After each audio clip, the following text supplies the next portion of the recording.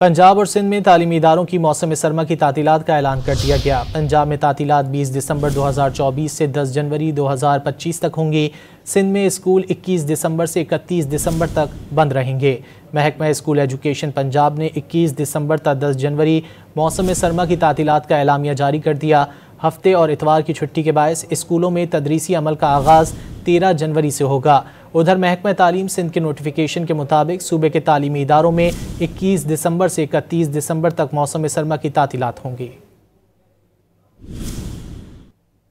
पंजाब और सिंध में तालीमी इदारों की मौसम सरमा की तातीलात का ऐलान कर दिया गया। पंजाब में तातीलात 20 दिसंबर 2024 से 10 जनवरी 2025 तक होंगी।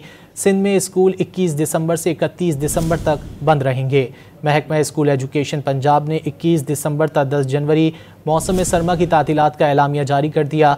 हफ्ते और इतवार की छुट्टी के बायस स्कूलों में तदरीसी अमल का आगाज़ 13 जनवरी से होगा। उधर महकमा तालीम सिंध के नोटिफिकेशन के मुताबिक सूबे के तालीमी इदारों में 21 दिसंबर से 31 दिसंबर तक मौसम सरमा की तातीलात होंगी।